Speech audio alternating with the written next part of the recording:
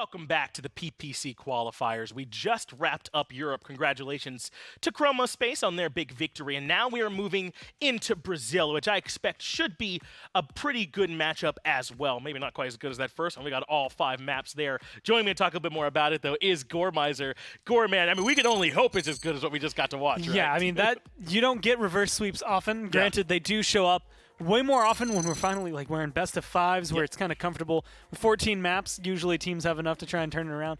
When we were in best of 7s, we saw 1 last year. So again, they don't come up too often, but it's really big for Chroma Space being able to bring that back and push it to 5. But like you said, not maybe the most common thing we'll see. No, I don't think so. Let's take a look at that bracket here that these players had to fight through. It's going to be the Akatsuki and Rao E-sports, if I can get that one there correctly. So are we assuming anyone on this team is actually a member of the Akatsuki, or are these just Paladins players? You know, I don't know. I haven't seen. I'm looking out in case I see some rings, right? And or maybe one of them high just happens collars, to be carrying yeah. high collar, red cloud, black cloak, maybe a giant either sword, scythe, or anything on their back. Usually is a big tell. Katie's favorite's Hidan. Is that right? Yeah. And so that's I know for some reason when I think of them, I don't think of my favorites. I only can see Hidan in my mind, and it's just okay, then maybe that's too far. That's how you know. That being said, none of them have any names that bear resemblance to any of the members. They do not. Maybe we're safe here. Well, let's talk a little bit about these bans. Bazaar and Mortar's Gate have been taken out of the equation. Frozen Garden, Timber Mill, it looks like as well. Not too surprising, I would say, here from what we're looking at with just these bans. And honestly, this is one of those areas, and this happens a lot with best of 5s, but some of the more fringe maps, if you're not pocket stratting, man, we're going to Timber Mill first, most of the time they're not coming through too often. That is usually reserved in Serpent Beach, Jaguar Falls, Frog Isles up there. I think Warder's Gate's kind of on the rise for those maps, but those are the ones that you'll see a lot more often and kind of be the equal playing field for both teams. Well, in Europe, I think we got to see some players that if you've been following, the PPL in past years, you'd be familiar with. Here in Brazil, though, I don't know if we're quite as familiar with some of these guys. What's your read on these teams? Honestly, that's the biggest thing that I'm excited to see. When it comes down to Rao, they've got a couple of players, if I remember correctly, that are playing around on the console and coming in with controllers, and they'll be fun to watch. Sure. And Akatsuki come over here, and they are playing, and they're just ranked monsters in Brazil when it comes down to it, right? That's the simplest way to put it. And that's the glorious thing, I think, about Open Bracket, is you look at last week and it's man, you've got Freeze God in this bracket. How are you going to deal with that? You come into week 2 and you've got these guys who are no, we are legitimately forming a team. If you want to roll it back, when we had the global series, Brazil was a very big region and had a lot of teams wanting to compete. So now it's not too surprising to see a bunch of people coming out and being successful in doing just that, right? Signing up, playing, and qualifying at least for the group stage to look for those final spots that they can try to find later on. I think you're right, man. The format really does mean that week 2, more often than not, I think is the one where we're going to still see really high-caliber games, but maybe won't recognize everyone in it. It's kind of a chance, I think, to see that just a little bit below level and who's hanging out down there. As the Wrong able to come through first, that means that they give up Furia and Barrack across the other way to Akatsuki. How are you looking at these first two? Because, I mean, it's a dredge to take it away early on. I mean, is this what you normally expect? I don't know. I'm trying to weigh the scales here, and it's coming out, I think, a little bit in favor of the Furia Barrack, but there's a lot that kind of depends on what backs it up. Granted, I don't know. Well, no, it's Ice Mines. I was going to completely glance over the map for a second, but with Terminus, with Rom, with Koga, this is a pretty good map for all 3 of those picks if you can, again, find the right way to siphon them in there. Yeah. Furia Barrack's in, though. It's just so hard to fight against. It's solid drafts right now, though. That Fury is definitely a tipping point. I think so too, man. She's so strong, and it's such an extra luxury because once you lock in that Furia, I mean, the other team's well, at this point, what support we get's not that big of a deal anymore. They're kind of all around the same level now, so they'll wait a little bit, grab a Ying later on in their draft to round it out. We've seen Grover in this spot some too as well. Those are kind of these next level down once Genos and Furia are taken care of. Honestly, I think if you're watching NA here, I feel like for some reason Grover is my pickup instead of Ying, and it's not any oh, he does something better or does anything worse, but I do think the Whirlwind from Grover as well as the Illusory Rift from Ying are kind of the only things that can keep you maybe in league with Furia. It's just, hey, maybe we can out-heal how much damage they're doing and hope for the best, and usually that's about where you can find the equal playing field. Going to be some grok happening here this time, too, as he comes in towards the tail end of the draft. We're just about ready to get into the game, though, so I'm going to let Dolson and Kresnik break it down. Happy to do it for you, Finch. Thank you very much. On the desk, Kresnik joins me for game number 1. Kres, how do you make, I mean, obviously we're playing on ice mines. Yeah. Is it worth banning the Dredge and the Bomb King? No.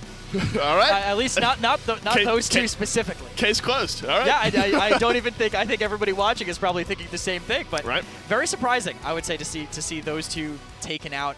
Yep. I don't know the decision-making behind it. I mean, looking at what they picked instead, it's not like they took a blaster and they're like, God, now what? They didn't take anything really to deal with it. They just got their 2 hit scans, which isn't too surprising. I remember hearing they had 2 console DPS, so they kind of need double hit scan. And losing out on that blast pressure on a map like Ice Mines, all these tight corners, all these areas that people are going to be clumped up, it's kind of tough. And the healing, the counter healing from the other side, this Grok going to be shock pulsing through, not letting this Ying keep everyone healed up. I think Akatsuki have a great draft here. I agree. I expect big things, I think, out of this Grok. Maelstrom Grok has the potential to output so much. And I think, you get the extra rebounds off the Ying clones even here. So they're in a good spot to maybe start to take control of this one. An early example of that, a couple members of Rao chunked down to about half health there. It's going to be the Khan. Very low and chunked down, has to push himself back, but not is able to find the first blood in this one. Surflin looking to get himself back out of this fight. So it's a little bit more chunk damage up onto that high ground. Guest looking for a little bit extra. Is going to go into that phase walk, get himself out around the corner. But Rao, they put themselves on the point first. Yeah, and that first pick, Rom really showing why it was picked now with the pressure on the side. And Nada knocks up the barrack in the window right in front of headed sightline. Everything was kind of long and drawn out there for a moment, but Rao had finally kicked down this door, 72% for them. The punishing Ice Mine zone is coming out to play here as Akatsuki. I don't know if they have a way back in on this one. Yeah, let me just lock you up against the wall, and that's point number 1 for Blue. Rom running on a treadmill, being able to juggle the Furia up, and so hard to pin him down, I think, with the comp on the other side. You can't even use a guillotine to kill Rom.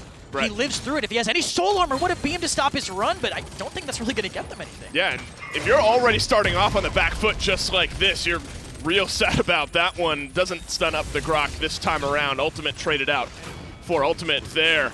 That's Headed, who's in a good spot to make good on some of that damage. Vivian finding her first kill, or first kill on this push, rather, here in this game. 2 minutes left, but they've already started to make some headway here, Chris. Yeah, you can see the distance they're making here. Headed up top, doing a lot of damage onto that Khan, actually. He's not going to be able to live too long. Shields are the one thing you really don't want to be putting in front of a Vivian all the time. And going to be tough for him to keep that area held down. Even with the Terminus jumping up, too, he's just going to siphon on the Vivian and make it so much harder to contest. What didn't you see out of Akatsuki there in the point fight? I mean, they were getting plenty of damage, I feel like, through that Grok. They were at least chunking some down.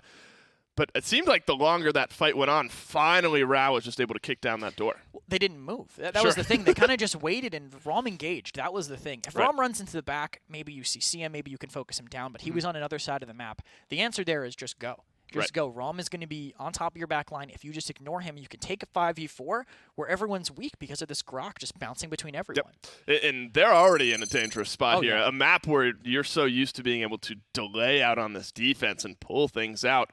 This thing's already halfway there, and they're fighting underneath this archway here to start off. That is the spike, connects this time onto the low health Rom, so he is able to find the kill there. Able to trade out 1. Is the Koga here in this case. That's a 1-for-1 trade, but the Rom is going to be respawning just a little bit closer. Illusory Rift used now, and Rao trying to re-engage here in on this fight, but it's got to blink away from that one. That's a very far clone. He's able to get himself back into that fight. 3 kills suddenly for Rao. This is maybe what they needed to keep things in their favor. So the Illusory Rift, during that, as you know, you can teleport to your teammates. So he accidentally teleported to his teammate that was mounting back from spawn. And then waited for the fight to be over and came all the way back in because the Dimensional Link was still going. And it's letting Rao hold complete control. The overpower misses. If they Now they're not even have that for mid. They needed that to hit for this. Yeah, all they have right now is this Dome Shield to try to keep this one from going through, but locked up is Nada here in this back line. Ramen is not going to use the Dome Shield this time around. That is a convincing first couple of points here for Rao. No chance there for Akatsuki. I think smart to not use the Dome Shield. After you just whiffed your overpower, you're not going to commit your other tank ult immediately.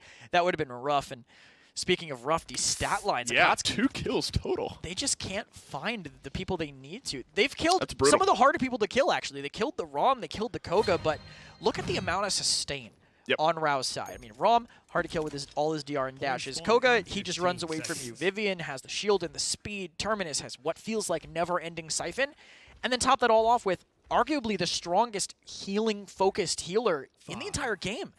They're not able to really find anybody at all. They have so many ways to cleanse Cauterize. Yeah, and a bit unfortunate. A couple of the members of Akatsuki are just so close to those Cauterize 2s, but they're just having to retry this first point fight, still chilling on the Cot 1s. So Rao certainly off to a good start, not only point-wise, but credit-wise. 4 members still on streaks. Dome Shield now used from Barrack to try to start this one off in their favor, but Rom is just going to keep trying to push down a couple members here. He's going to knock them back. And now you've got Furia and Grok looking to lock down Nada. That's Tempest trying to rip on through, but suddenly everyone's focused on this Rom. The Vivian's in the back just pouring out damage, Kresnik, and they got control of the point. They're not getting aggressive enough yet, though. Maybe now they finally are. PS1 breaking through the choke. That's big for Koga. They're moving through. This is dire straits for Akatsuki now. They had the Dome Shield to start off this fight, and finally an opening for this Koga to move through. PS1 drops in, grabs a few kills for himself, and this is surely going to be point number 3 for Rao. Not the first time I've seen PS1 play Koga, and you can tell why they picked it, especially on a map like this where he can just kite away so easily. Ice Mine, so many corners means Koga can just poke it from behind. As soon as you want to actually deal with them, he's already out. You already got to find someone else that you have to deal with. Well, fighting continues. There has not been a lot of downtime, and sometimes that's surprising on Ice Mines. We've seen one or the other, really long, drawn-out games with these quick bursty ones. 5 minutes, 45 seconds into this one, you got a savage Vivian for Rao E-sports. This keeps going this way. This one's going to be over quickly. You have an Overpower, you have a Spite. Rao, they do have the Koga ultimate. Vivian Sentinel's ready to go reanimate if they need it. Finding a kill onto that Terminus is huge, but now Immortal, double kill for the Koga. Suddenly, 2 members left of Akatsuki trying to get back and keep this payload where it's at, but now Barrack is down. Krez, I'm not sure they have the time. I like to remind you that their healer was capping that whole time and not actually healing anyone. Right. And yet here they all are, and the Terminus had time to get back to the objective. Perfect positioning. They kill the Rom, but they got to go to the point. And they don't. They watch it happen. They just stand, take pictures, and maybe good for the social media feed, but not for the win. I don't know. That felt just a little bit disjointed there. I mean, from the start, Rao, I mean, you look at that first point fight, moving into that first push, everything was in their favor that game. I think if you're Akatsuki, you just got to push that one by the wayside and go back to the drawing board. They're going to have to maybe figure out some other way to deal with the Rom. I don't think they had a easy enough counter, I think. They had to really work for it, and Nada made them work even harder. I'm not sure that one even made it to 6 minutes. Rao, they grabbed themselves win number 1 on Ice Mines, looking to double up in game 2 right after this.